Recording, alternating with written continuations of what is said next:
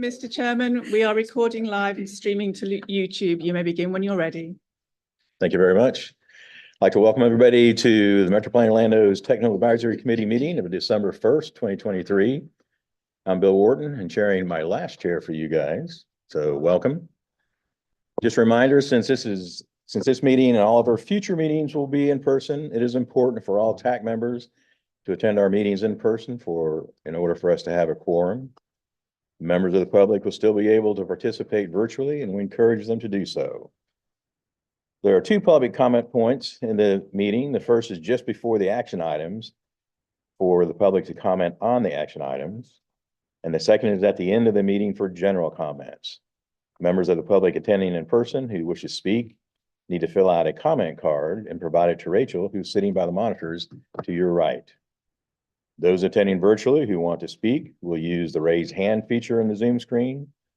Or if attending by phone, you can hit the *9 to raise your hand and request to be recognized.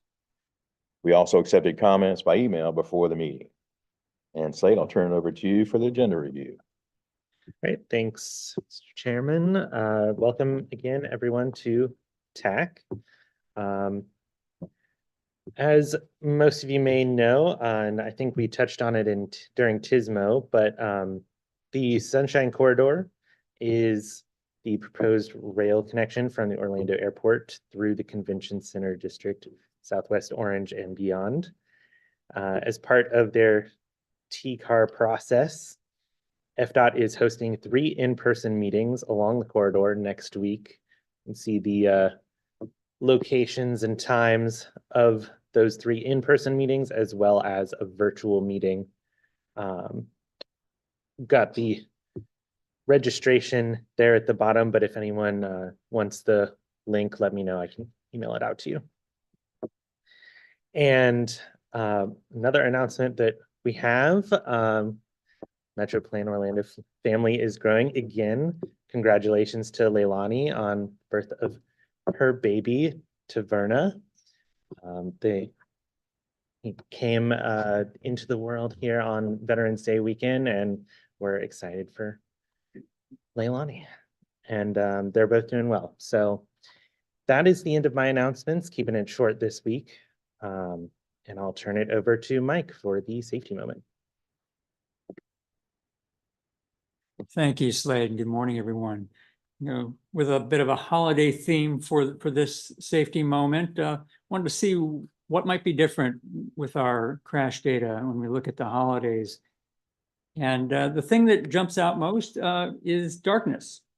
That we have the shorter days, and so that means more people are out operating in darkness, whether that's mornings or early evenings. And we do see when we compare the December and January months to the rest of the year, significant differences there. If the KSI crash is up by 17% and fatal crash is up almost by 1/4 compared to the rest of the year. What was somewhat surprising was that we don't see increases, in fact, a slight decrease when it came to alcohol and drugs, speeding, and aggressive driving crashes, at least the more serious ones during those months. So that's a good news part of it. Hopefully our messaging, as well as just the pressure, hopefully, of families and friends to do the right thing during that period might be having an impact. But diving a little deeper into the darkness issue, looking at just motor vehicle occupant crashes, you see about 20% for KSI and over 1/3 increase for fatal. With pedestrians, about a 1/4 increase, although it's interesting that fatals don't increase as much.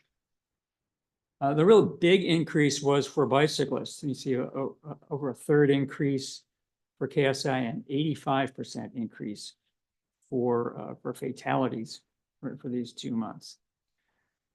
So our messages are pretty straightforward. It's, we need to slow down. We need more time to see, perceive, and react to each other in the dark. For bicyclists, it's essential to use headlights and taillights. Reflectors are just not sufficient for dealing with the types of conflicts that cyclists and motorists get into. And for pedestrians, give yourself more time to cross. It's really easy to misjudge the speed of approaching vehicles at night. And so give yourself a little more room than you think you need in order to get across the street. So that's my safety moment for this month. Be happy to take any questions.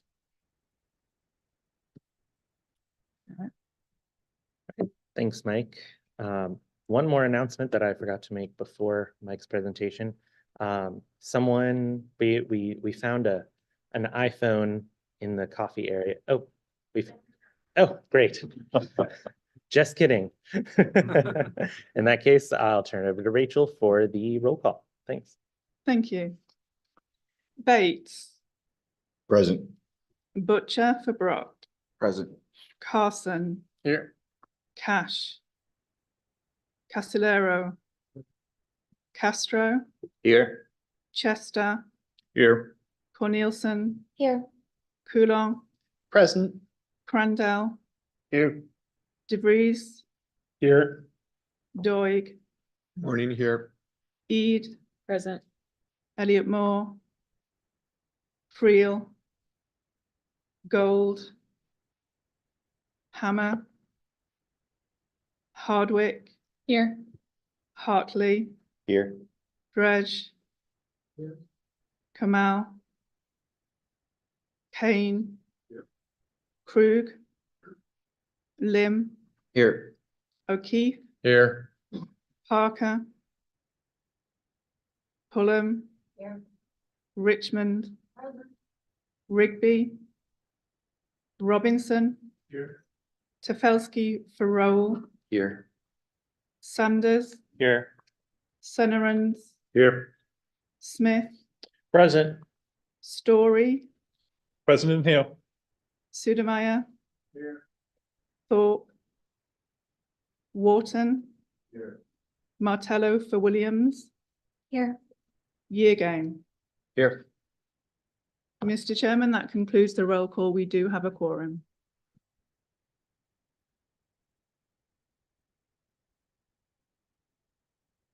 We have 5 presentations today, so we'll power through those. The first, we'll bring Mike back up to talk about the Regional Vision Zero Action Plan. Well, thank you again, Mr. Chairman. And yeah, so this month, a number of things to report on. I want to kick off this presentation with our new video to feature the Vision Zero plan. And what happened there? You wanna- Yeah, thank you. Okay.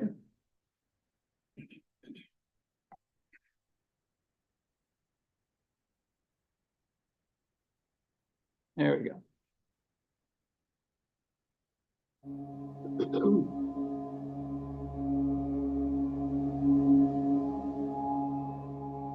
Well, I have been in Central Florida for 24 years. I have a lot of friends that have been in accidents, like really bad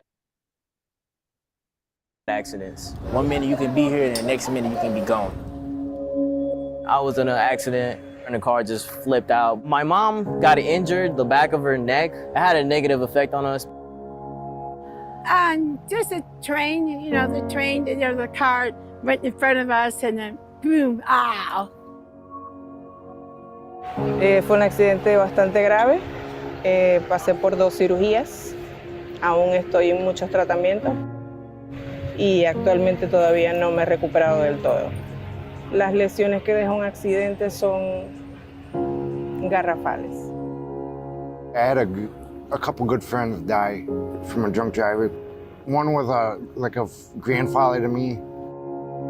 My sister's husband was killed in a car accident, and it affected not only her life, but her children's life, their grandchildren's lives. My youngest nephew was killed recently, earlier this year, in a bicycle versus pickup truck. It was such a shock to hear of his death. We do love him. We miss him. Just made me think about my life a little bit more. That could have been me, it could have been anybody.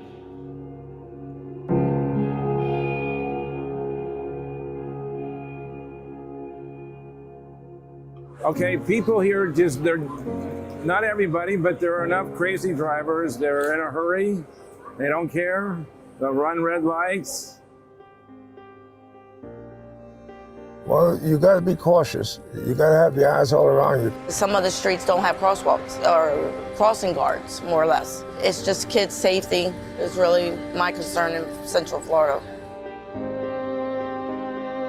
There's 3 different memorials that I see. It's a young man who was on a skateboard at 6 a.m. that ended up being killed by a car. And almost right across the street from where he died, a 77-year-old man was killed on a bicycle. And people should be concerned about that.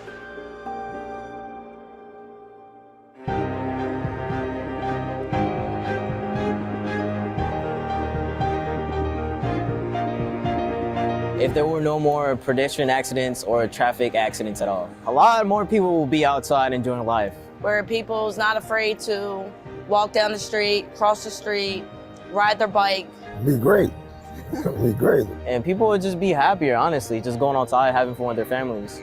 Si me imagino el mundo si nadie muriera en un accidente, pues sí. Sería muy, muy bueno. With no accidents, that'd be wonderful. I imagine the world would be an incredible place because when you see those markers and you think of the folks, what futures they had or could have had, what could have they contributed to our community, to our society, to their families. And you start thinking about these things and wonder if there could have been something that could have prevented that from happening.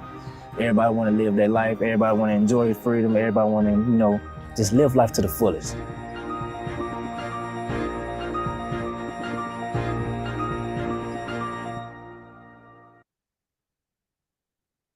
So just getting past the numbers a little bit, that every number that we show on the screen talks about real people. Right. So how do we deal with this? How do we bring these numbers down?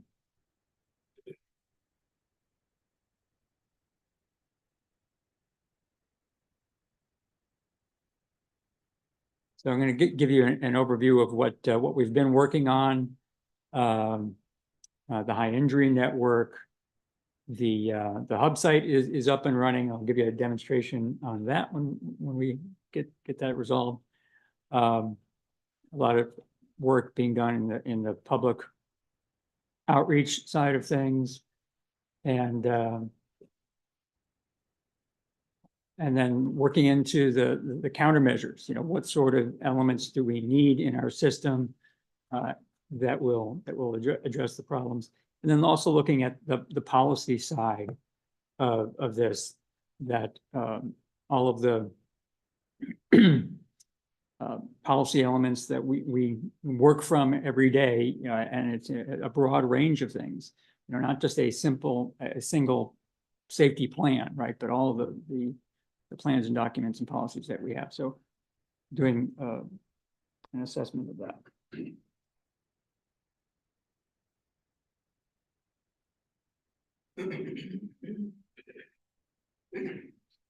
All right, well, I got my,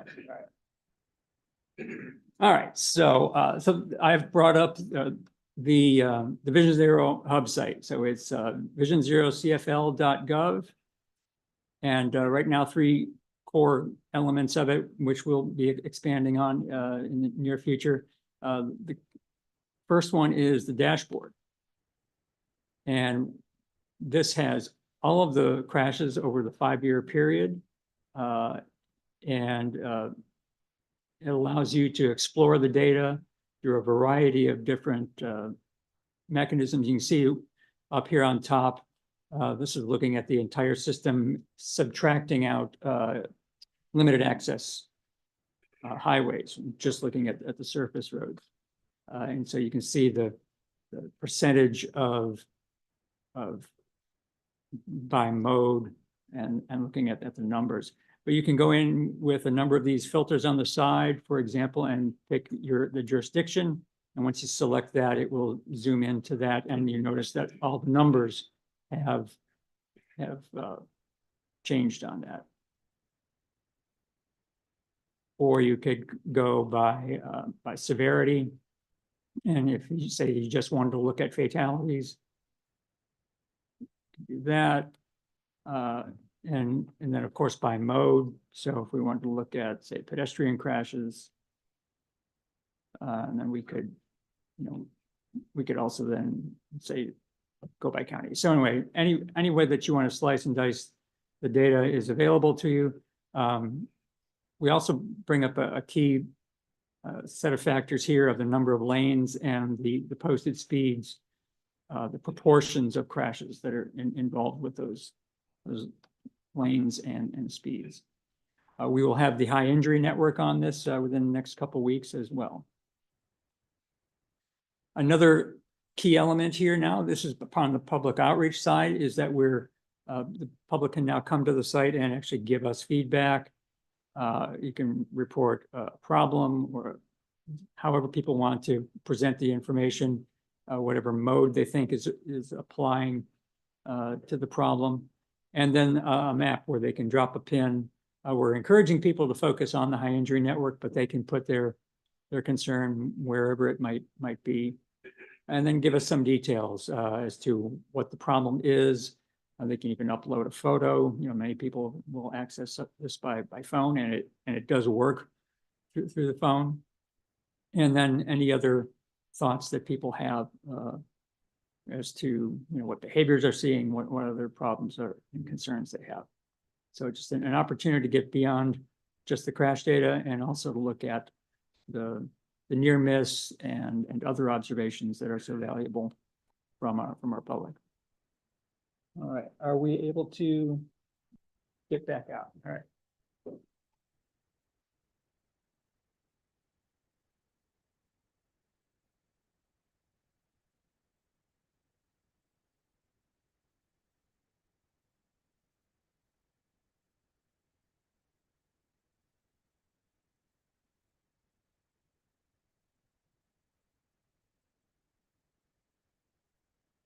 While we're working on that, one of the statistics that kind of jumped out at me was 42% of the deaths happen on 2% of the roads. Is that right? Did I quote that right? Yes. And so, and that is the essence of identifying a high injury network. Right. And so, and I mean, fortunately, that means we can focus on a very, very small proportion of our roads. But, and we know the characteristics of those tend to be, the 4 and 6 lane arterials, usually commercial corridors with, right, businesses, a lot of transit use, sometimes multifamily. And so there's a good bit of, there's all kinds of turning movements, pedestrian activity, bike activity along these corridors. And then they tend to be posted at 45 miles per hour. So we get that mix, and it's all right. looks We're like the top 2 or 3 roads that are most deadliest. Right. Sorry? We're the top 2 or 3 roads that are the most deadly. I don't have that on hand, but we will be putting out the actual list of the high injury network in the next couple of weeks. We will be bringing it to the board on the 13th, and so we'll be mailing that out to all the committee members as well. All right, very good. Thank you. Are we good? Yes. All right. So speaking of high injury network, a little bit more about it.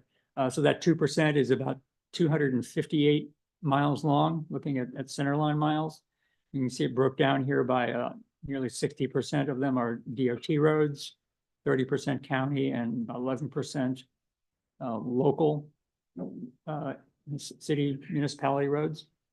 Again, 41% of our fatalities and 47% of our fatal and serious happening on 2% of our roadways. The average speed of this high injury network is 43 miles per hour, and the average 85th percentile speed is 53 miles per hour.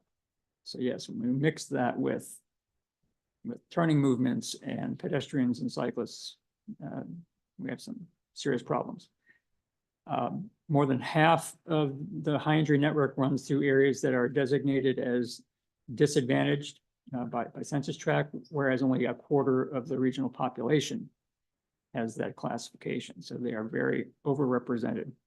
If you look on the map there, you can see the high injury network and then also the intersections, the top 30 intersections that we've identified. And most of those intersections fall on a high injury network segment. Talking about public engagement. So again, please send people, anyone that you're interested, to the Vision Zero CFL site, because it is fully functioning now. We kicked off our speaker series weeks ago with our first talk about just generally in explaining the Vision Zero concept to the general public, and particularly to elected officials who maybe don't serve on MetroPlan, who may not be as aware of what we're doing. We're developing fact sheets that could give a good overview of what the problem is at each level of local government. So we have regional, county, and municipal fact sheets for the Vision Zero data at each of those levels.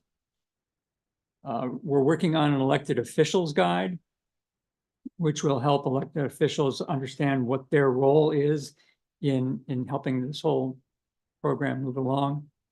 And then, of course, all of your local governments are working with the consultants to put on local agency events to get out into the community and help people understand what we're doing. We are working with FDOT to put on a safety summit at the end of January on the 31st. Details to come, but we should have some more information by the end of this month. And we're encouraging people to give their own personal stories. One of the links in the hub site goes to a place called Driving Down Heartache, where people can share their stories about dealing with loss through the traffic system. One of the examples of the fact sheet. So this is for Orange County. So some data, some basic outline of the process and how people can get involved. Countermeasures, we will have the countermeasure guide ready here in a week or so, where we're identifying, this is not an in-depth thing. It's not a set of plans, standards, but it's just a guide for helping people identify what countermeasures could be used in the corridors that they're trying to address. And this is just on the engineering side. We'll be looking at another countermeasure guide for things that aren't engineering. So education, enforcement, and other methods of addressing our problem. We have a benchmarking process going on. We started that off at the MetroPlan level, looking at all of our relevant plans, and then we expect to see that moving down through the counties and cities as well, to take a similar approach to look at all of your plans and policies and see what areas could be modified to do a better job of addressing safety issues.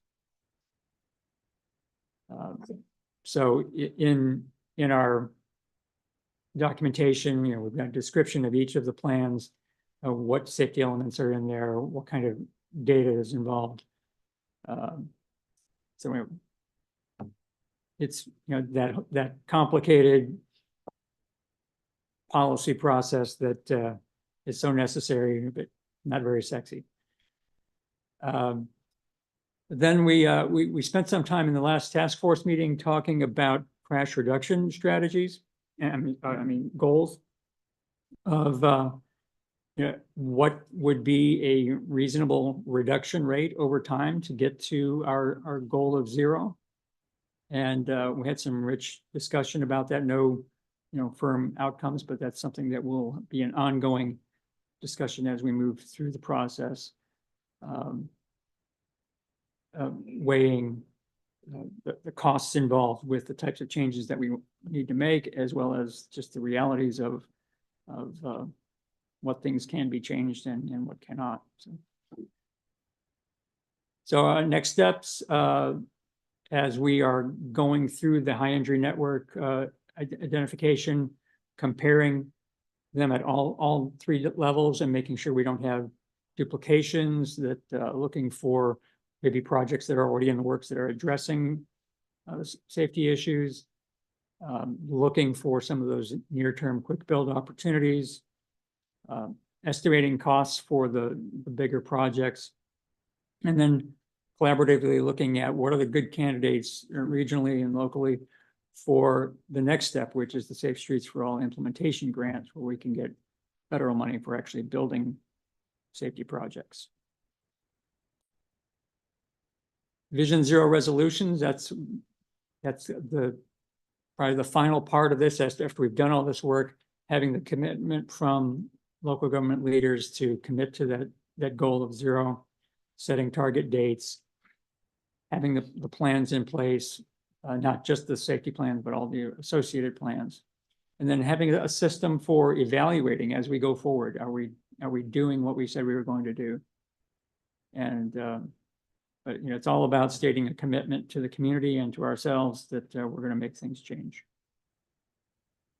Once again, the schedule. So you see here in fall, we're still working on that engineering and non-engineering and policy review countermeasures. And in the new year, we'll start talking about the prioritization and strategies that will flesh out these plans.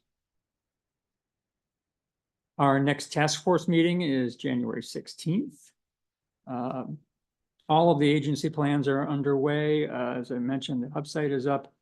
And yeah, the next key thing is identifying the countermeasures and pulling these plans together. So that concludes my presentation. I'd be happy to take any questions.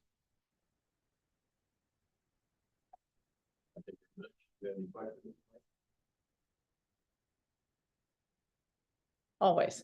Hi, Mike. Thank you for that presentation.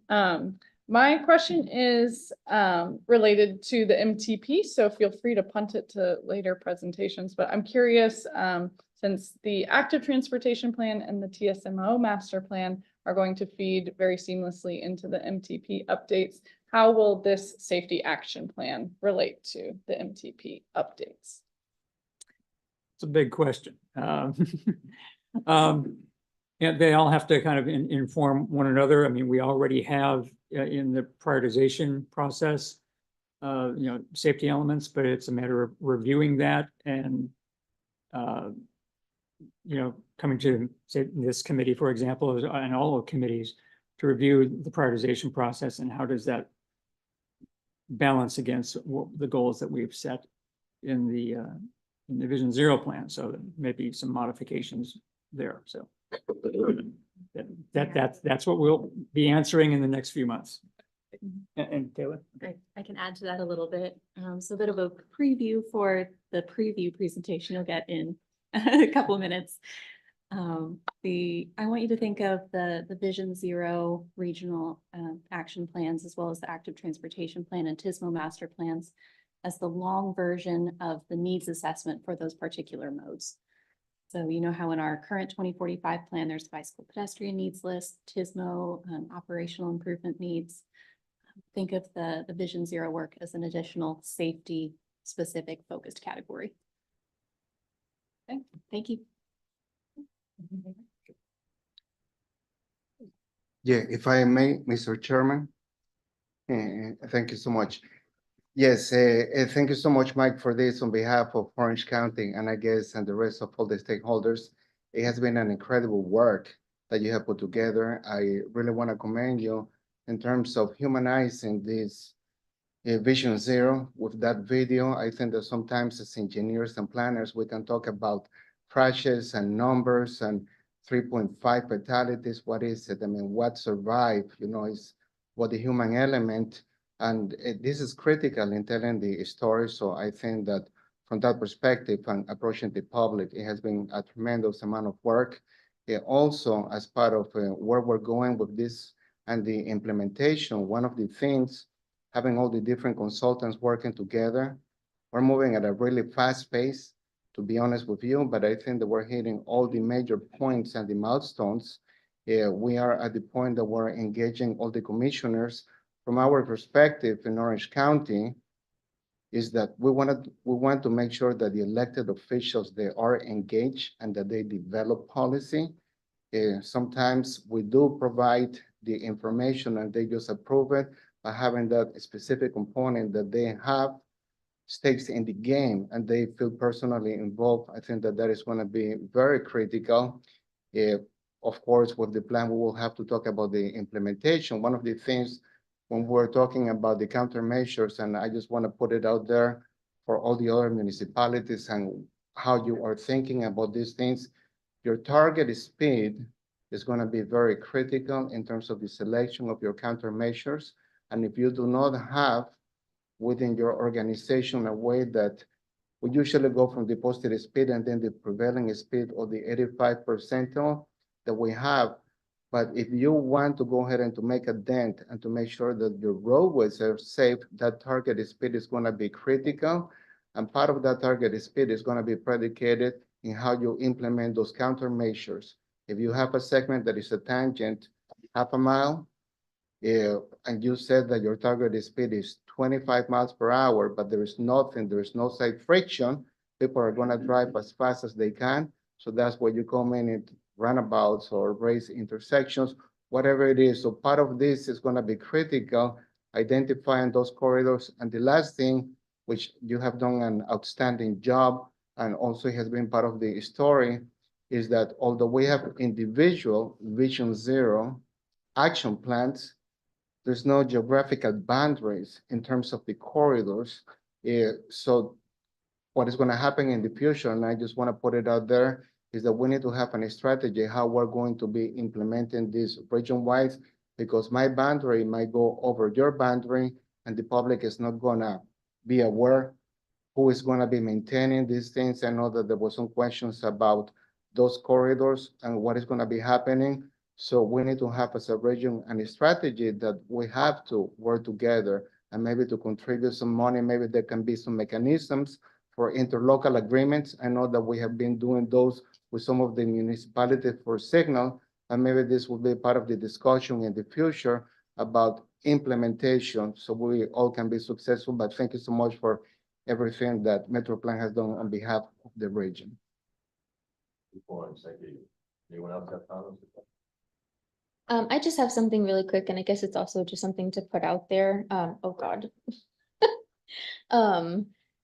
We talked about this at one of our working group meetings. And again, I'll mirror that. Thank you so much to MetroPlan staff and the consultant for all that you guys have done. But on a sideline, and this is something that MetroPlan staff they'd be looking into, I would also recommend, and just putting out there, maybe a funding opportunity for some of these implementation things that we're going to have in our plans, because, you know, some of them are going to be a little bit easier. We can kind of change speeds, but if there are more intense improvements that are necessary, even if they are smaller, I know a lot of us are already struggling to pay for some of the projects that we have currently. So definitely something extra, you know, not having to go through a extended process, you know, waiting 5 to 10 years for some of these safety improvements. Maybe if there could be a smaller funding opportunity for kind of these quick, you know, I can't remember what the term was, but something relatively quick. So that's all I wanted to add. Thank you so much.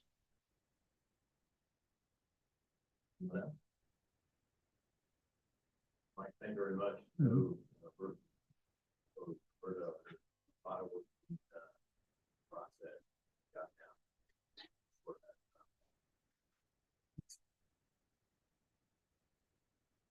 Next, we'll have Alex Barber with MetroPlan go up and give an update on the central urban area boundaries. Yeah, a little bit of a change up for you this morning. Come to realize probably should have gone first with the kind of least interesting stuff before we kind of dive into the other stuff. But here we are every 10 years, and this is really a status update from the last time we came together. So again, talking about our 2020 Census Urban Boundary Smoothing process, also referred to the adjustment of the Census Urban Area Boundary, depending what you're looking at. Talked about this last month, but I think it's important to note as it relates to next steps. Smoothing in adopting the Census Urban Area Boundary is one of those 3 core items that as an MPO we have to do following the census. As I mentioned last month, excuse me, our board did, or in September, our board approved the apportionment plan, our metropolitan planning area, which again is Orange, Osceola, and Seminole counties. And then this next step here is really delineating that urbanized area boundary within our metropolitan planning area. And this is planned to be an action item at your January Technical Advisory Committee meeting. And we plan on taking that to our board in February. We talked in detail last month about the method, how the census came to their conclusion using their national approach to determining urbanized areas. We talked about how DOT made their suggestions, and based on their review, my team took a secondary review of that. And since we met, we opened this up for an agency review period. We've had a lot of productive consensus building discussions over the past 30 days, which I'll talk about in just a moment. But I think at this juncture is always important to note for the record that this particular identifying the urbanized area boundary doesn't usurp or supersede any of your local planning, comp plan policy, service provisions. This is specific to federal eligibility for urban area transportation, in some cases, emergency management funds. So keep that in mind, and we're having these discussions with all of our partners just to make sure this does not get confused or misconstrued by any means. So really particular to urban area transportation funds. Again, I mentioned we've had a really productive discussions with the agency partners, and I really do appreciate kind of the active participation on this. So we had discussions with really everyone that you see, where we had discussions or either received a comment from really all the agencies you see here. Most of the feedback related to ensuring sensitivity around service boundaries, and especially within rural settlements.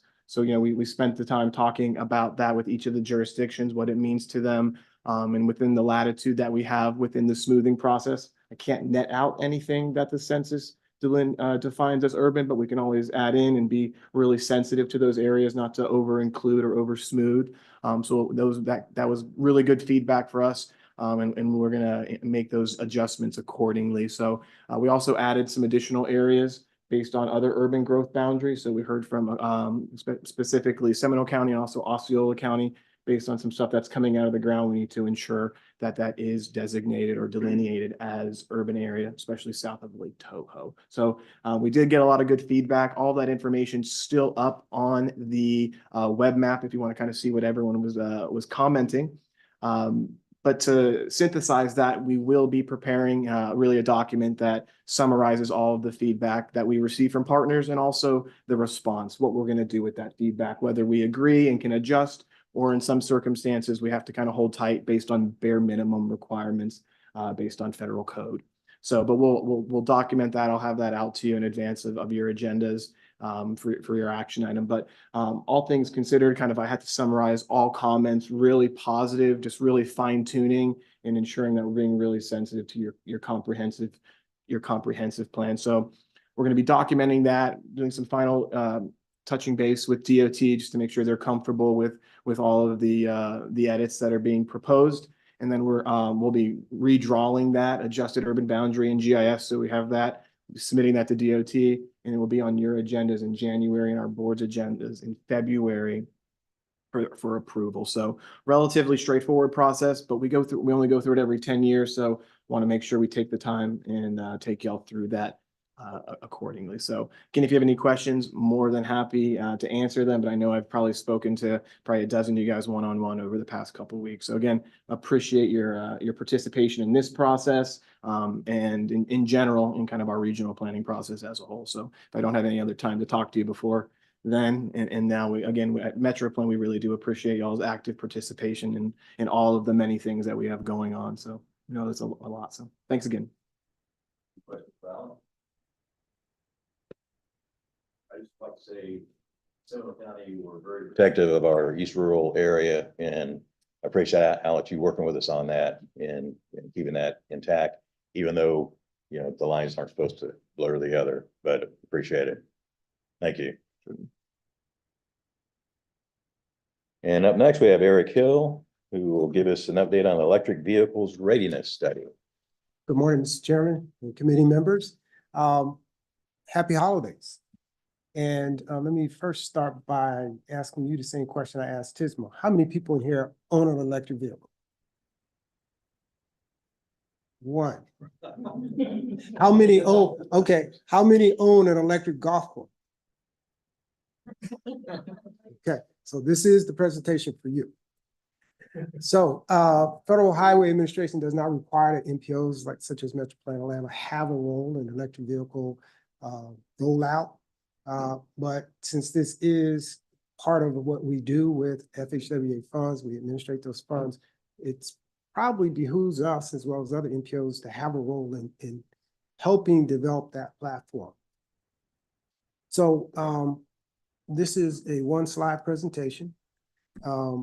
And the objective is to provide background information on EV technologies, assess existing conditions of electric vehicle supply and equipment, and gap analysis of projected EV needs. Make recommendations on policies and recommendations or regulations for jurisdictions to use in developing an infrastructure or support mechanism for electric vehicles. And coordinate with utilities to determine what type of upgrades they may need to use to support this. And then lastly, to develop a framework for planning and monitoring electric vehicle supply and equipment in our region. As I mentioned in TISMO, usually when I manage a project here, I usually put together a steering committee made up of volunteers. But we're taking a little different tact here where we're going to do some workshops on different topics.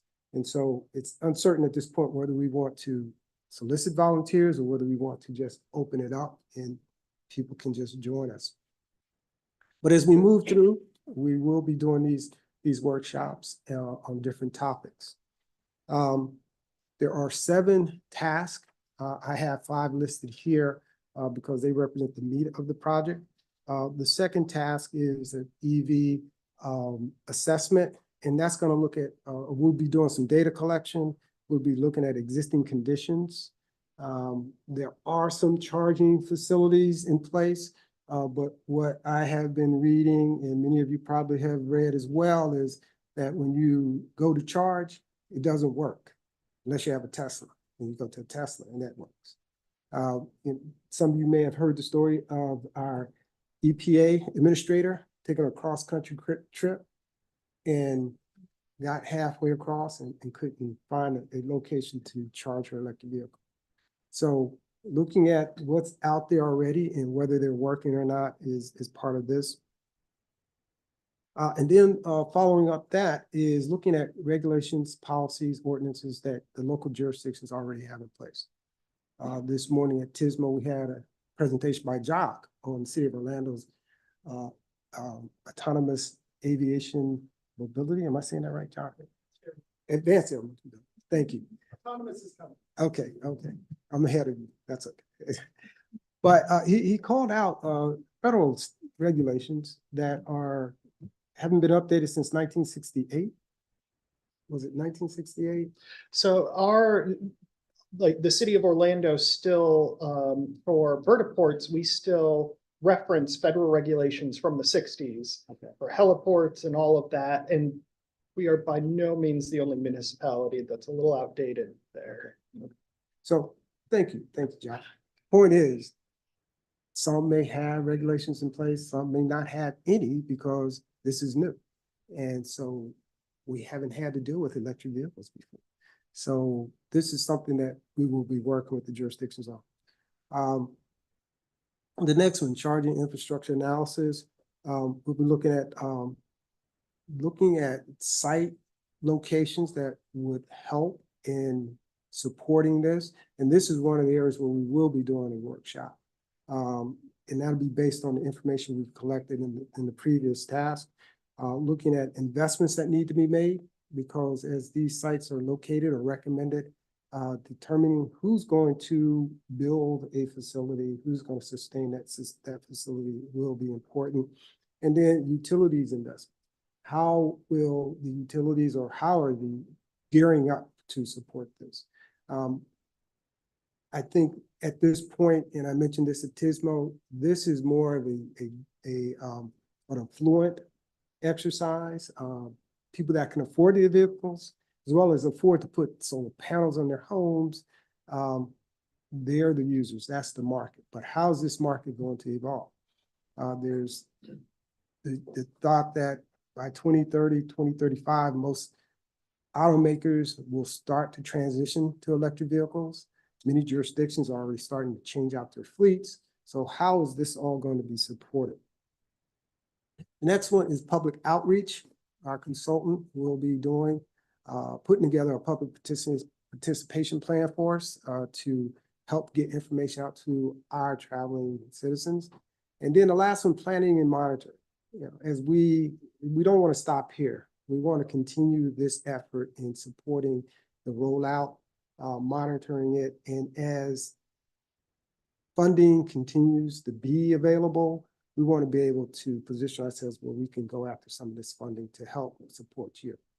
So I mentioned that there are 7 tasks. The other 2 are more administrative, not really interesting. So I'll stop here, Mr. Chairman, and if there are any questions, I will do my best to respond. Question for Eric. All right, thank you, Eric. I appreciate you walking through the EV master plan that Metro Plan's working on. Osceola County is also working on an EV master plan as well. And one of the things that we're discovering is that funding opportunities for charging station is a big barrier for entry.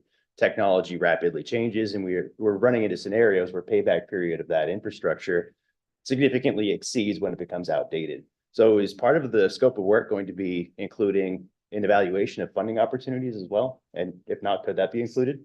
Sure. That's part of that last task. So, and I was unaware that Osceola County was doing something. So at some point, I'd like to just discuss what your plan is or your study is and how we can work together, make sure we're not duplicating for that.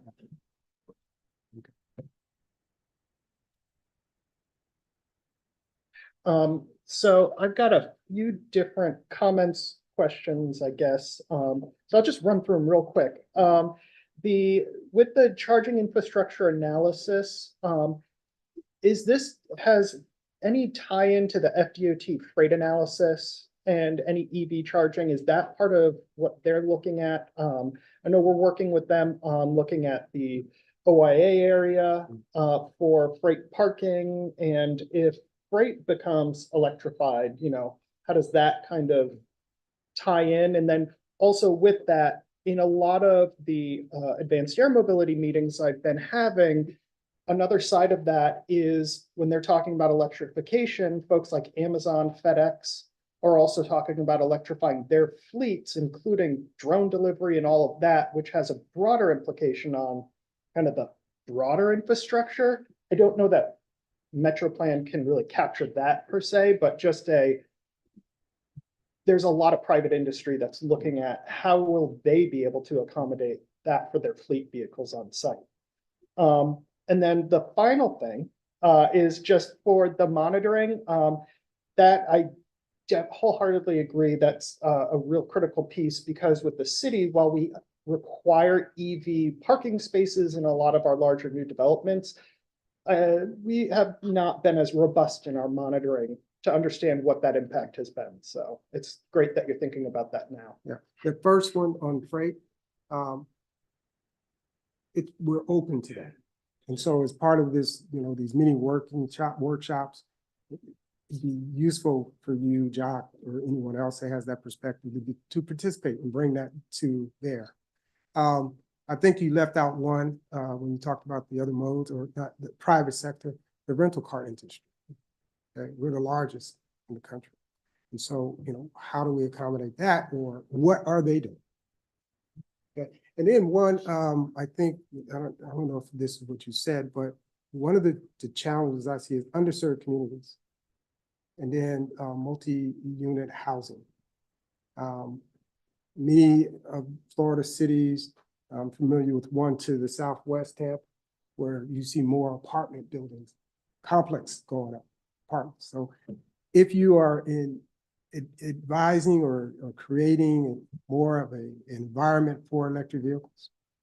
How will these individuals charge their vehicles? Now, I know there's some effort being made on the private side to try and fix that or adjust to that. But I mentioned earlier, this is more of an affluent exercise where you can, we have a charger out in our garage, so you can go charge there, or you can charge at home. But if you don't own a home, how do you charge? So those are some other areas that we need to be mindful of. And we, Metro Plan Orlando, but the jurisdictions need to be mindful of, because we don't own and operate anything. So, encouraging you to try and be mindful of that.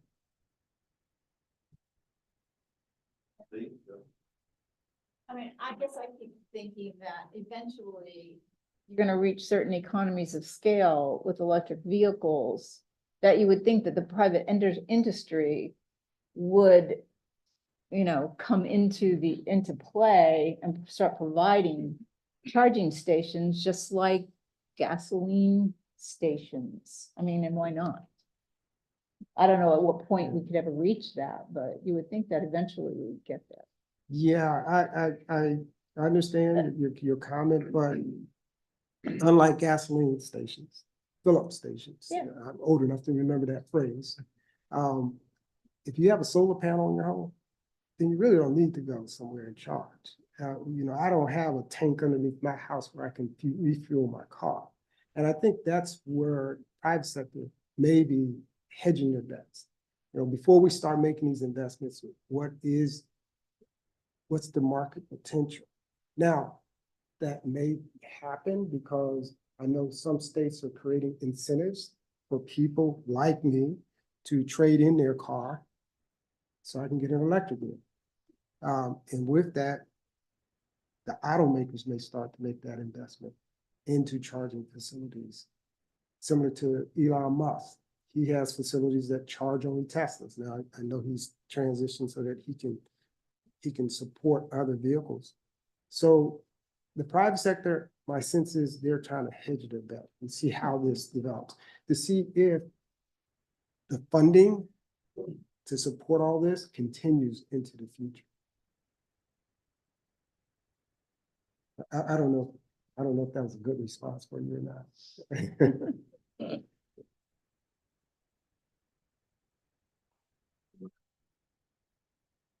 I wasn't gonna ask a question, but then I haven't. Can you talk more about the role of multimodal in this study?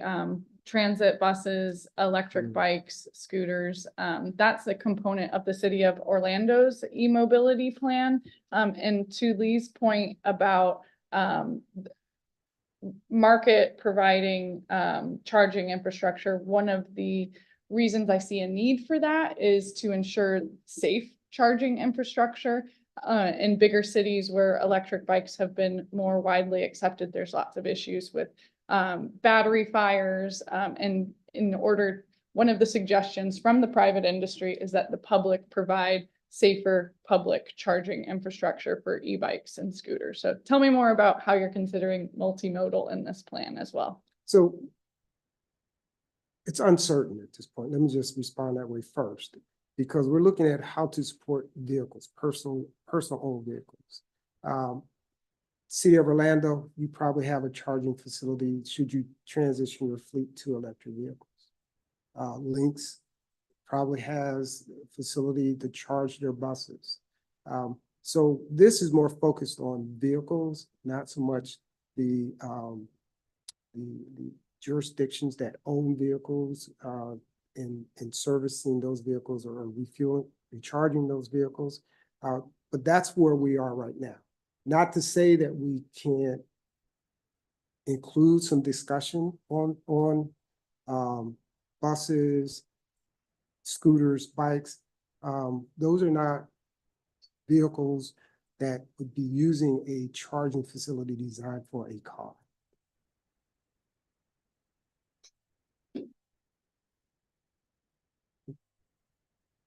Is there follow-up to that? Well, I think that we found is that there's efficiency in creating charging hubs that Okay. can serve multiple vehicle types, Okay. especially in strategic locations, kind of like Jacques was talking about with freight and all of that. So I think it's worth considering. Okay, good. And again, that kind of input is what we're hoping to get from the workshops that we do. That's why we want to do topic specific. So again, in the past, I usually, seek volunteers and that's it. I think with opening it up, and so we look at topics, we can get a more wider, comprehensive perspective on it. And that's one.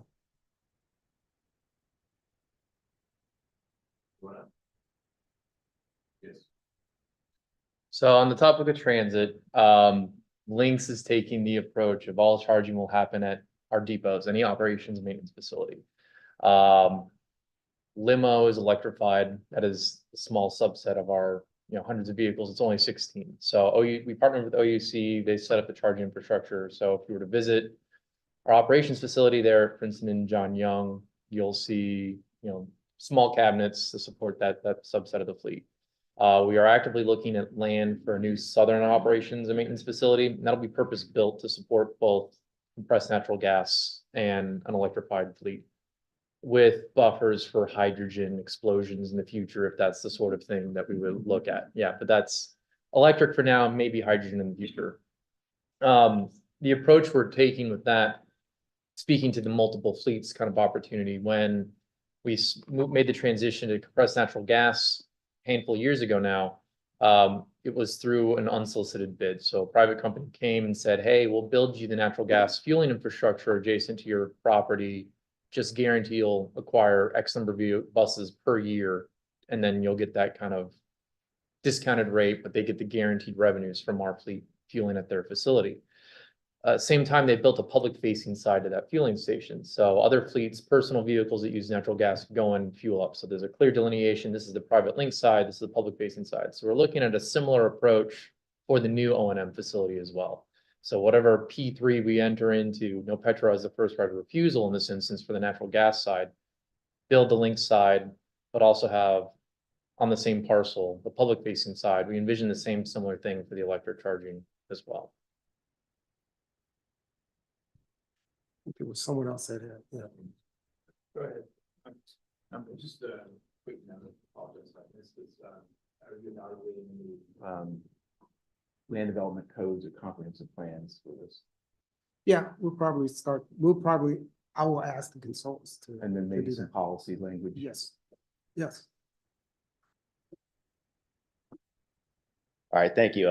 Kind of second opportunity here, but I appreciate it. So I just wanted to take a quick second to speak to some of the comments on industry addressing some of the need. I think, yes, there is an opportunity for industry to address the need, but similar to my question that I posed to you, what about funding opportunities? The reason I'm asking that question is because the technology is changing.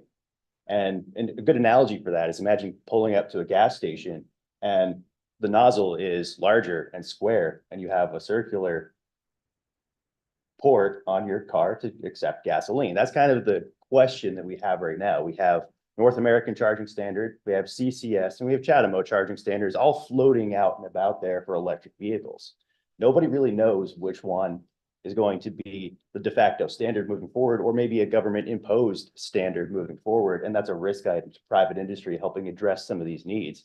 So I think the study being done at the government level and the MPO level really kind of helps evaluate what those risk items are and helps us get in a direction to help answer some of those questions. But I think that does start at the government level to try and come up with those standards and those next steps on, well, which one should be a standard? Do we recommend to our legislative partners a standard rather than letting private industry pick which charging standard for ours, like you see with iPhones as well. They have their own charging standard.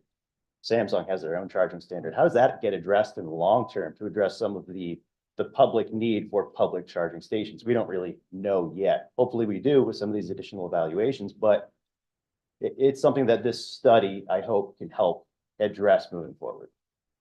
Good, thank you. That's good. Good comment. Good comments. Well, Mr. Chairman, thank you for the opportunity and the comments, questions. Good. Thank you. Neither will I. We will talk to this about the 2050 metropolitan transportation plan. Yeah, thank you. Hello, everyone. I'm back again with the preview of our 2050 Metropolitan Transportation Plan, what we're expecting for the activities, and a quick overview of the schedule for the work that's about to get started. So there are 3 core planning products here at Metro Plan Orlando. I'm going to start with a quick introduction for anyone who's not familiar with the planning process and a refresher for those who are. We have our 3 core planning products, the first being the MTP, the second being the prioritized project list, and the third being our TIP, our Transportation Improvement Program. The projects that are identified in the MTP serve as the long-term vision and foundation for all of the work that we do in our planning process. So in the MTP itself, that identifies our needs throughout the region and then prioritizes projects that address those needs. The top priority projects from the MTP are then shortlisted on the prioritized project list. From there, as funding becomes available and projects are ready for implementation, that's when they're programmed and funded in our Transportation Improvement Program. So as we talk about this process, the MTP serves as the foundation for how all of our projects are eligible for federal funding. So they must be included there to be considered eligible for that funding in the future. So as we look at the MTP itself and its continued development, this is a document that we update every 5 years and has a minimum of a 20-year planning horizon. So emphasizing the long-term vision. This document must also be fiscally constrained and utilize data to assist with our decision-making processes throughout the development of the plan. The MTP is also multimodal and multifaceted by design, so we can include all of the planning areas that are going to shape the future of our transportation system. As an example, we have our intercity travel category, which we've heard a lot about over the past year, as we've heard about updates from Brightline connecting Miami to Orlando and potentially to Tampa as well. So that's one example of intercity travel. And then going back to our question that we talked about earlier, the regional Vision Zero safety action plans, that's going to directly feed into the MTP under our safety planning emphasis area.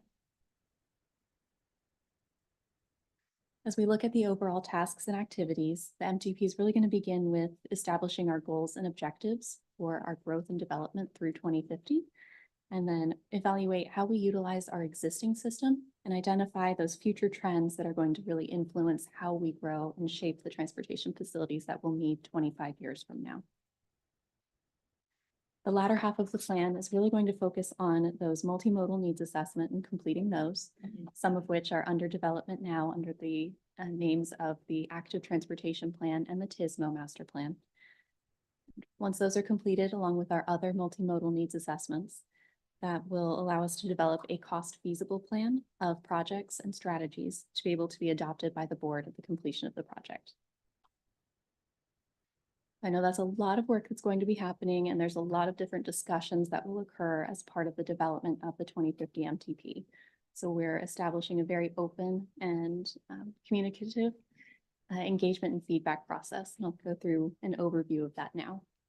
So we're going to start with presentations at the committee and board meetings regularly, so just like I'm doing today. We'll have a more formal launch in January as we establish the 2050 MTP itself. So that's where you'll hear about the work to date at each of these different meetings, get some progress summaries included in your agenda packets, and really keep up to date on what's occurring and what's being developed as part of the project. The committee and board meetings will also serve as our decision-making points as part of the project at key milestones. So moving into our second item, the MTP technical workshops. We know that our committee meetings, our agendas are usually pretty full. So we're going to have about 10, maybe 15 minutes to be able to talk about the work to date and make decisions on those key milestones. That's not enough time for us to dive into the details and talk about different methodologies, other strategies, bring in those future trends, and have the discussions that I know we're all excited to do. That's where our technical workshops come in. And that's going to be where we discuss those key topics at length throughout the development of the 2050 MTP. And I'll come back to that on our next slide and kind of talk about what that is really going to look like. We're also going to be communicating with our other transportation interested parties as well as key stakeholders through interdisciplinary interviews. So we can bring in the non-standard transportation perspectives and incorporate those throughout the entire plan itself. And then, of course, public engagement activities and events throughout the 2-year process. So going back to those technical workshops, because I think this is where this group will be very excited to be engaged. This is the location where we're going to have those focused and detailed group discussions to really see how the sausage gets made. How are we coming up with the recommendations that will be decided upon in the committee and board meetings? So these workshops will be open to technical advisory committee members, our TISMO committee members, our transportation operating and planning agency partners, as well as interested community advisory committee members. So we all have the opportunity to be engaged in the technical discussions. We're anticipating that these meetings will occur every other month, starting in February of 2024 through the completion of the plan at the end of December of 2025. And these will likely be an hour to an hour and a half in length. So we have enough time to hear everyone's feedback and thoughts and help guide the development of the 2050 MTP. So when you start receiving emails about those in January and calendar holds, that's what they're for. Then going to our anticipated schedule, you've heard me say that this is going to be a 2-year development process beginning next month in January 2024 and concluding with the adoption of the final 2050 MTP in December of 2025. That's the short preview of what you can expect with the development of the 2050 MTP. Does anyone have any questions in advance of the work beginning? Chairman, thank you so much for the presentation. As part of the development of the MTP, there was a component that it was mentioned regarding the stormwater management. And I just wanted to get a little bit more information. Is that just related to runoff and quality control, or are we talking about also some low impact developments, looking at water treatments and perhaps some more landscaping, be more sustainable? One of the issues that we're facing here, and I wasn't a believer of the climate change, but just because the amount of rain that we have been getting it and all of these hurricanes, we have to be sustainable also because of the severe flooding that we have in some of our communities that we have to address right now. So what does this involve? And is this also going to be part of a sustainable approach? Mm-hmm. So everything that you've mentioned, I fully expect to be brought up as part of the stormwater and kind of resilience discussions that'll be included as part of the plan. But what we're hoping to do is really focus on the inland resilience of our transportation infrastructure, thinking about what we've seen with the changing climate, the increased storm water runoff that we saw in Hurricane Ian not too long ago. I know that's fresh in our memories. We want to be able to preserve and strengthen our infrastructure to serve us reliably in the event that we have these increased events. Thank you. Mm-hmm. Well. Thank you. And I'll be back again in January.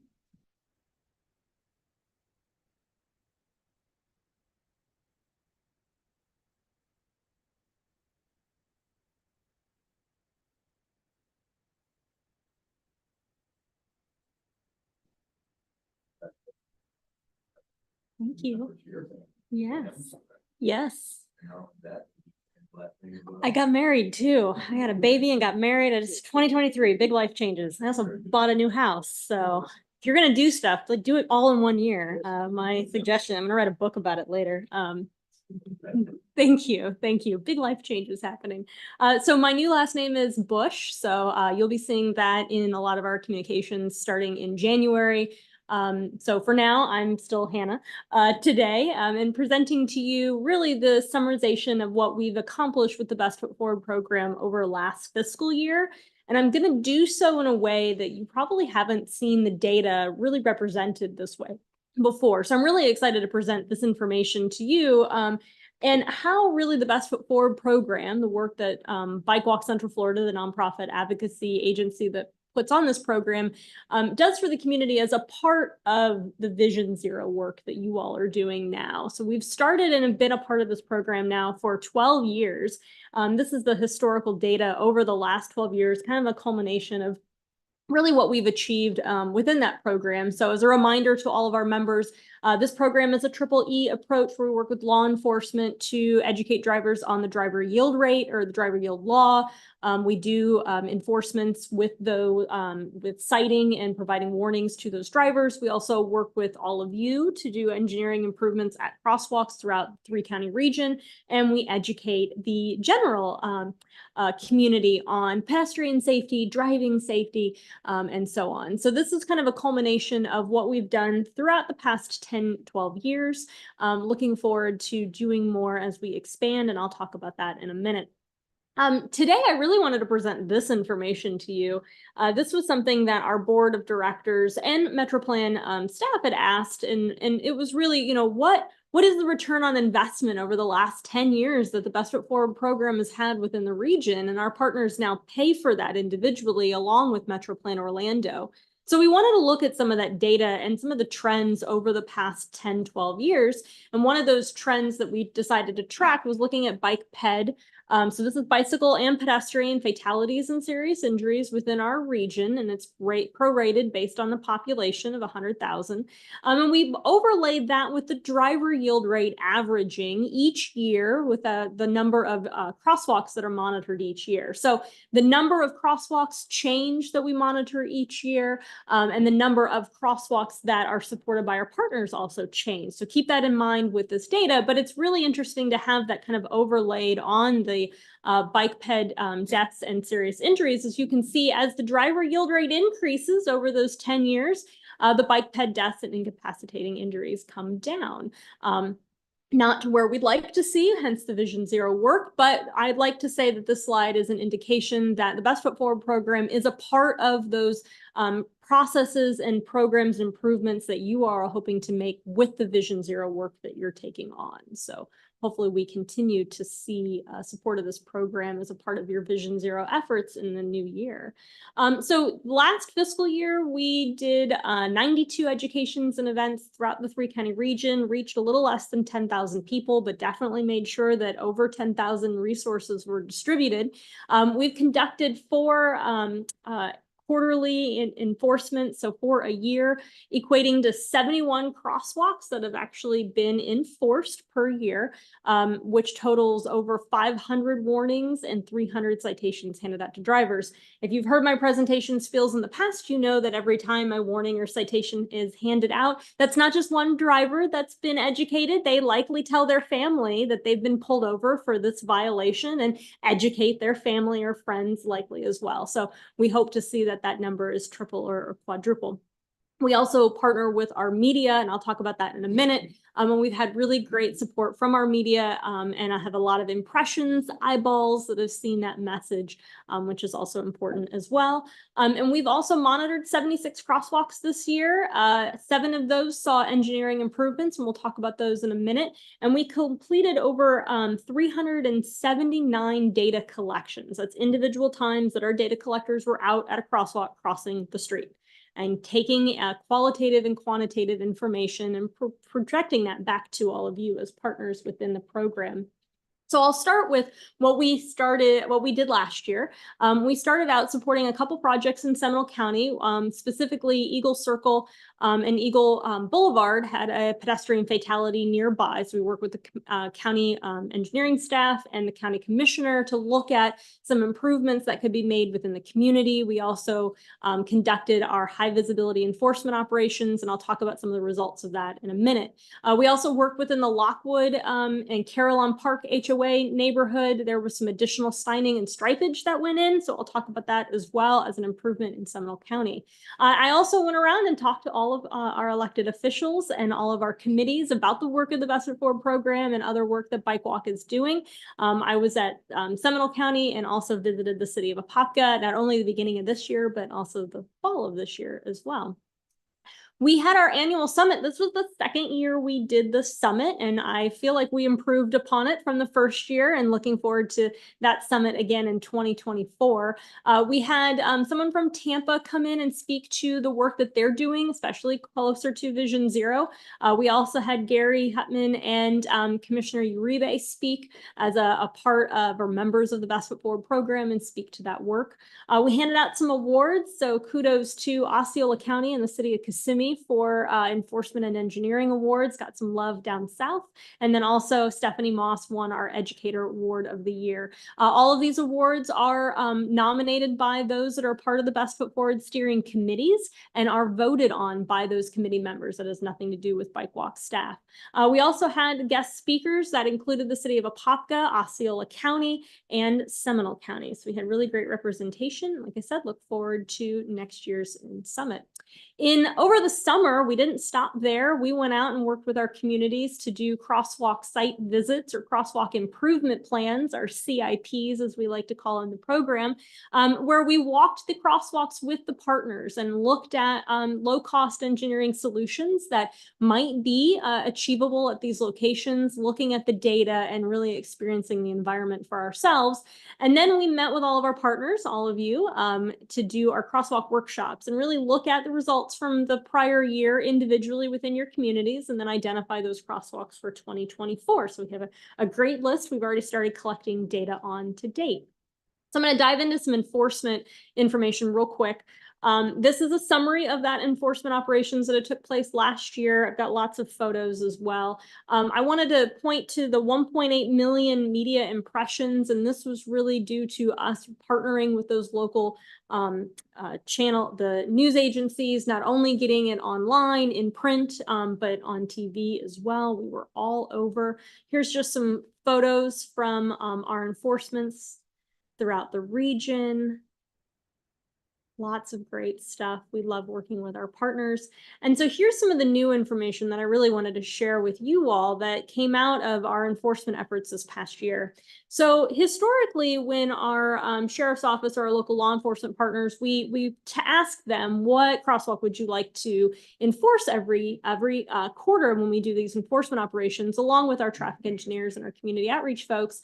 And for obvious reasons, Eagle Circle and Eagle Boulevard was chosen every single enforcement operation. It was really important for Seminole County because of the fatality that was out there, that they went out and they really educated the drivers in this community, many of which are kind of driving through this neighborhood. And so with 3 enforcement operations conducted last year, the average driver yield rate prior to that was about 46%. So actually pretty good. This is a semi-controlled stop condition or intersection. But with the enforcement operations being conducted consistently, we saw the yield rate increase to 58%. And the only thing that was done at this location was just enforcement, just educating the drivers. So that increase in the driver yield rate was just for their improvement. Same thing in St. Cloud. They were at Budinger and Peghorn Way. Again, when we started collecting data in the beginning of the year, it was 24%. After consistent enforcement operations, it rose to 57%. Again, all they did was enforcement. Same thing with the city of Apopka at Park Avenue and Tanglewild. This is not only a school crossing, but it's also a trail crossing as well. So it had a pretty good yield rate to start at 49%. That means about half of those drivers are stopping and letting people cross the road. But it increased to 73%, and that was just because of the city of Apopka's enforcement efforts that were happening there. And kudos to Sergeant Harmon for being our decoy and yelling at drivers that were not stopping for him during those enforcement operations. Last but not least, and another really great, I think, mark for our enforcement team is, if you're familiar with Dean Road in Timber Oaks, I'm sure all of you have driven down Dean Road and know that you would never want to take your life in your hands to cross that facility. But our data collectors did, and our sheriff's office did enforce that 3 times this past year because its yield rate was at 5%. That's really low and super dangerous. But after those 2 enforcement opportunities, they increased to 20%. And we're looking forward to working with that one in the new year as well.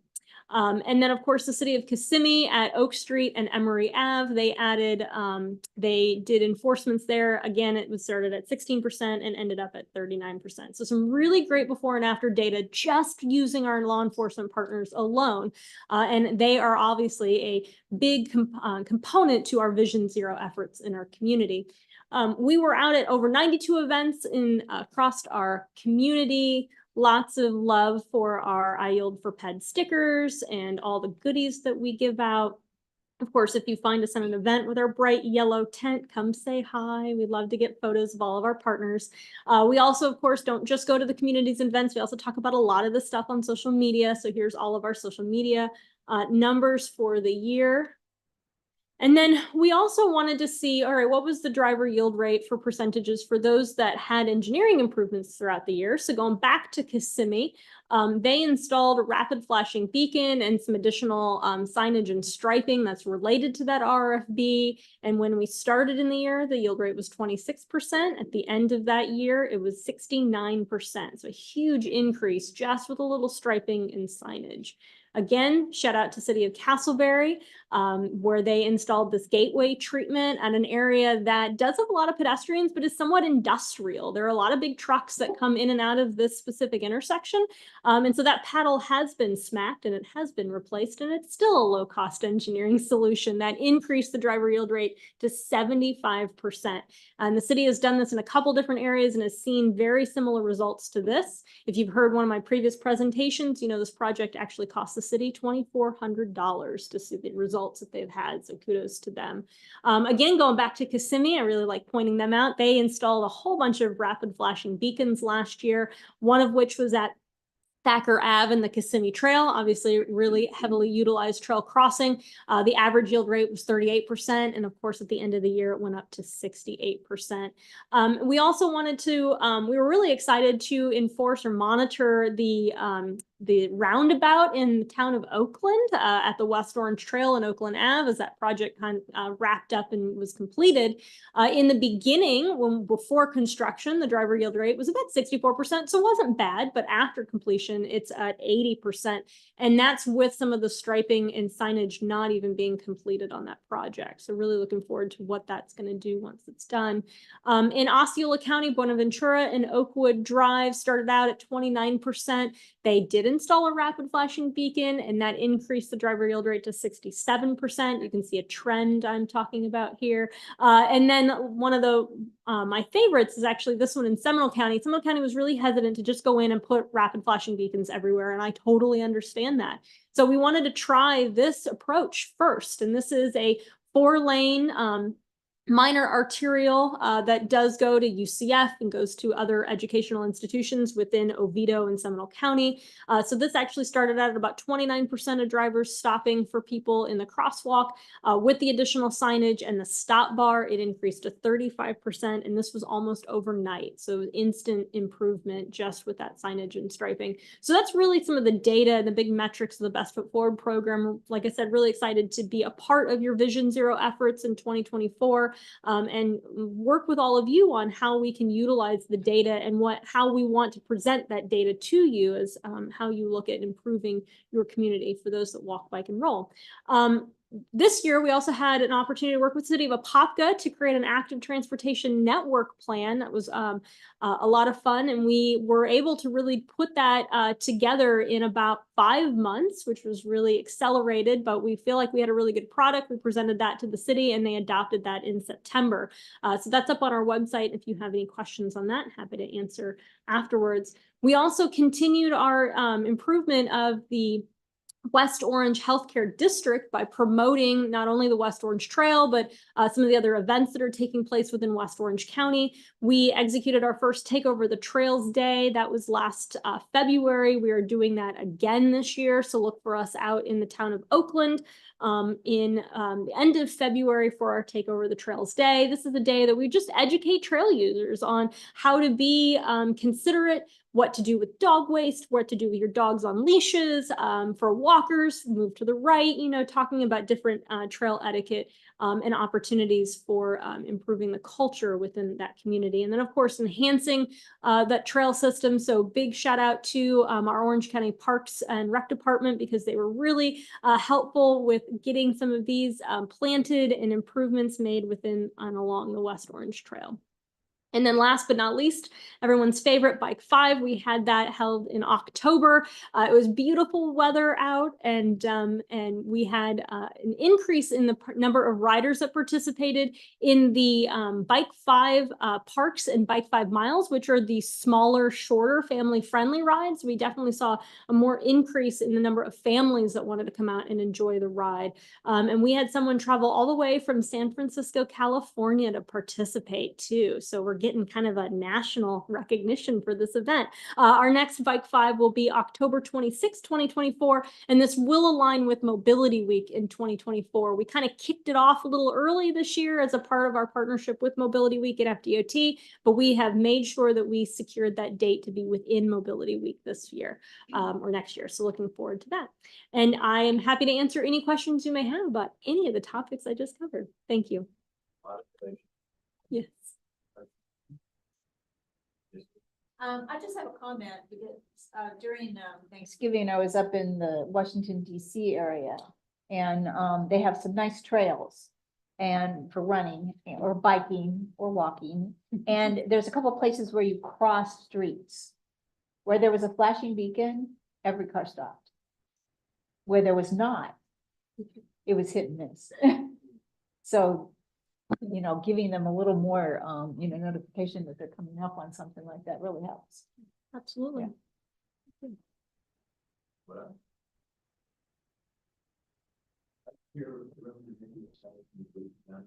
We have expanded into Volusia County. So we received funding from FDOT to expand the program to Volusia, Brevard, and Marion County. So we are working on that currently. We received the resolution to approve the expansion in Volusia County last week. We go to Brevard County next week, and we're hoping to get on Marion County's agenda in January. So we are looking to expand this and talk about how bringing in entire District 5 for FDOT into the Best Foot Forward program. So that's on our lists for working that out for next year. And obviously we make sure that our Metro Plan Orlando partners are a part of that conversation. So looking forward to growing the program too. So you're just growing everything. Everything, all at once. Thank you very much. Thank you. Okay, that wraps up our presentations. And before we get into our action items, we have public comments on the action items. And we ask that you provide your name and address for the record, and please hold your comments to 2 minutes or less. Do we have anyone virtually, Lisa, who would like to comment? Mr. Chair, we do not have any hands raised on the virtual side. Thank you, Lisa. Rachel, do we have any?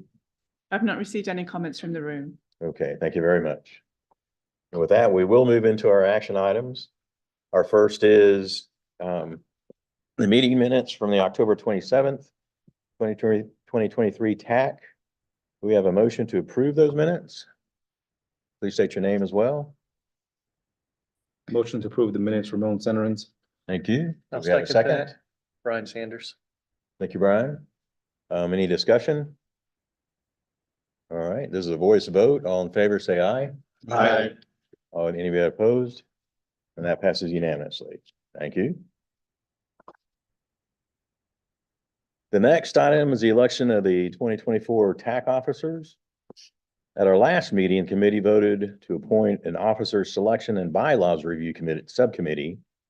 Traditionally, the position of chair and vice chair rotate through the 3 counties, the cities, and the agencies to ensure even representation for the TAC leadership. Our current chair, me, is from Seminole County, and our vice chair from Joss is from Osceola County. The subcommittee consisted of Jock Colin and Nicholas Hartley, which I appreciate your help in that. We met with Slade and Rachel on November 13th, and a summary of that meeting is included in the agenda packet under tab 2. The subcommittee nominated Josh DeVry of Osceola County for the TAC chair and Hem Ling of Winter Park for the city of Winter Park for the TAC vice chair. And we'll have separate motions for both chair and vice chair. Do I have any other nominations for the chair other than Josh? Okay, with that, do I have a motion to approve the nomination of Josh DeVry for the 2024 TAC chairman? Motion to approve the nomination for Josh DeVries. Thank you. And a second? Kane, second. Did you get that, Rachel? Okay. Any discussion? Again, voice vote. All those in favor, say aye. Aye. Any opposed? Thank you. That passes. You're on the hot seat next year. Look forward to it. Thank you. Okay, next, excuse me. The motion approved. Well, I'll ask first, do we have any other nominations for vice chair for the 2024 year? All right, without that, do I have a motion to approve the nomination of Ham Young Lim as the vice chair for 2024? Motion to approve, DeVries. Thank you. And a second? Thank you. Again, voice vote. All in favor, say aye. Aye. Any opposed? That passes unanimously. And Hung, congratulations. Welcome aboard. Thank you. All right, let's see where we are. Okay, our next item is, we reviewed the TAC bylaws. And again, we did this when we met on November 13th. At that meeting, a list of proposed changes to the TAC bylaws were discussed. You can find a copy of the full bylaws with changes highlighted in tab 3 of your agenda packet. The changes to the bylaws included adjusting the membership based on population changes. This is the same process followed by the Metro Plan Board to adjust their membership. This means an additional voting seat for the cities of St. Cloud and Apopka, as shown on page 3 of the bylaws. Also on page 3, the Reed Creek Improvement District name was changed as noted. Additionally, minor administrative modifications were made on page 6 to clarify the Metro Plan staff liaison, in the absence of both the chair and vice chair, may start the meeting and proceed with the agenda until the committee selects a temporary chair. The other change added the Vision Zero program to the examples of tax subcommittees on page 9. That pretty much covers it all. Do I have a motion to adopt the updated TAC bylaws? I move to adopt the new bylaws. Thank you, Shad. The updated. Do I have a second? Shad Smith, yes. Second, Ramon Centerins. Thank you. Any discussion? Again, this is a voice vote. All in favor, say aye. Aye. Any opposed? And that passes unanimously. Thank you. Our next item are revisions to the 2045 Metropolitan Transportation Plan. And Taylor will come back up and tell us a little more about that. You're on. Thank you. Again, I'm still Taylor, and I'll be talking about the revisions to our existing 2045 Metropolitan Transportation Plan. So I know we talked about the 2050 document, but until that's developed and adopted, we'll be maintaining our living 2045 plan in the meantime. So before I get too far ahead of myself, there are two terms that we're going to be hearing a lot about today as part of this presentation. The first being modification, which represents a small or minor change to the document, whereas an amendment represents a larger or more significant change to the plan. So while these two terms have very different definitions, they are going to be taken through the exact same process today, where I'll be presenting the modifications and amendments both to you and asking for your recommendations for approval of them. So if you would like to follow along, there's more information about these proposed revisions in your agenda under tab 4. But to get started, our first item is a modification, which we refer to as our TIP refresh. This is an annual update that we've made the past several years and will continue to do so to maintain planning consistency between our transportation improvement program and the first 5 years of our MTP. So with these administrative changes, there are no impacts to the existing project cost feasibility. Our second item is the incorporation of a federal discretionary raise grant that was awarded to the city of St. Cloud. We're incorporating that directly into the MTP for planning consistency. So with the addition of this project, there are no impacts to existing project cost feasibility. Item number 3 is fairly similar, but this time for state funding appropriations that were awarded to 7 projects within our region. So these projects were either added or a notation was made in the project description to showcase that these have received those state funding appropriations. So with those revisions, there are no impacts to the existing project cost feasibility. Item number 4 is a modification to change some project descriptions for our bicycle and pedestrian projects to indicate that they could potentially be eligible for Sun Trail program funding in the future. So this was an administrative change, again, just to those project descriptions. So there are no impacts to the existing project cost feasibility. Item 5 runs in a similar vein. This is also a modification to include 3 locally funded projects, which could also be eligible for Sun Trail program funding in the future. So with that, there are no impacts to existing project cost feasibility from this revision either. Item number 6 is another modification, this time to adjust the end limit of the State Road 417 widening project to North Reinhardt Road, shortening the project length ever so slightly. But with that change in limit, there were no changes to the cost of the overall project. So there were no impacts to existing project cost feasibility due to that change. Then item number 7 is a series of amendments and modifications that are meant to maintain planning consistency with our local plans and partner requests that we've received. And for all of these, there are no impacts to existing project cost feasibility. I will run through the general themes of these revisions, but if you'd like to look at them in more detail, again, they're in your agenda under tab 4. So in general, there were some revisions to MTP ID numbers, predominantly to include new numbers for our regional plans and programs to make that a little more consistent as you're navigating the document. The second was to update a few project names and limits for consistency with how they're reported in the TIP and the FDOT 5-year work program, making it easier to navigate between these 3 different items. The third were some revisions to project limits to create more specific logical termini to better reflect how those projects will be implemented as they're getting closer to future development. And our last item was really removing duplicate project needs or needs which have already been incorporated into other ongoing project work. I did receive a question about that one via email before the meeting. So as an example, the State Road 414 project was listed twice within our MTP under 2 different ID numbers. So what the proposed revision that you see in the summary of proposed revisions is to remove item 2209 from the MTP and leave item 1007. So that way it addresses the project need without any duplication of resources. And then from our TISMO meeting earlier today, there were 2 additional revisions requested. The first being for MTP ID number 8114, the Old Lake Wilson Road. There was a request to change the CEI project phase cost to correct a scrivener's error.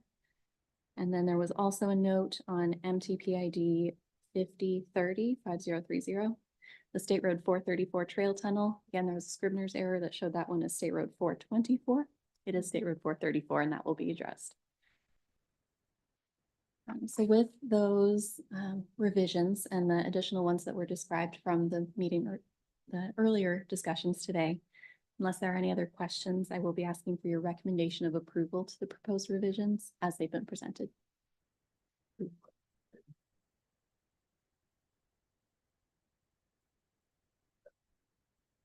Move to approve, Hartley.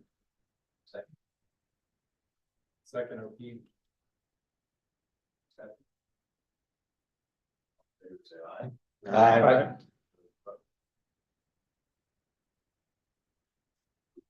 Thank you.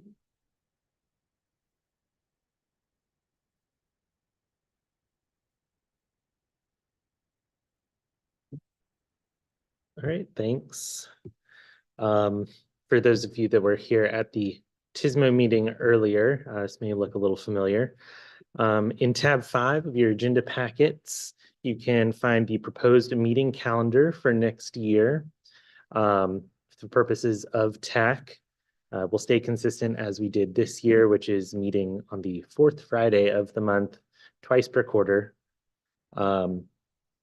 The only deviation from that is the May cycle, which had to be changed, I believe, to Memorial Day to accommodate that holiday.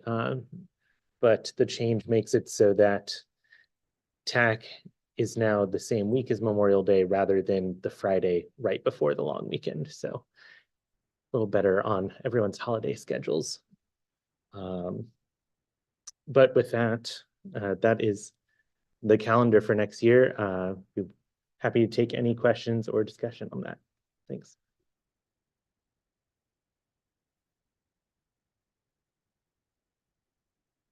To recommend approval of the calendar to the board. Motion to approve, Kane. Thank you. Second, Ramon Centerins. In a second, thank you. Any discussion? Again, voice vote, all in favor? Aye. Anyone opposed? Thank you very much. And we have no TAC only presentations. There is additional general information under tab 6 in your agenda. And the upcoming meetings of interest to this committee would be Metro Plan's board meeting on December 13th. And then our next meeting is January 26th next year. And this time, do any committee members want to make any final comments? Thank you. I would like to say thank you for allowing me to be your chair for the past year and putting up with my lame jokes. I appreciate that. This was kind of fun. I did enjoy it. And I think we'll be in good hands with Josh. And wish everyone happy and enjoyable, happy holidays. Go ahead. Yeah, I just wanted to say thank you for your service, Bill. You've been a great chair and big shoes to fill. So I appreciate that, and I appreciate the vote of confidence for being the chair for TAC of next year, and look forward to just leading the meeting starting in January. Very good. Thank you very much.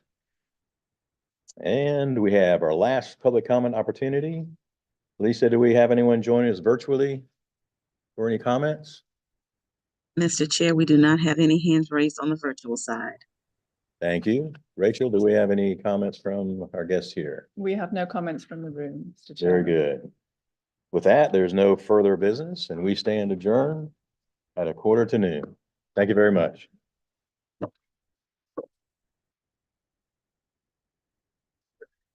a good deal. Yeah. Yeah. It's a little bit extra work, but it's fine. Yeah. Yeah.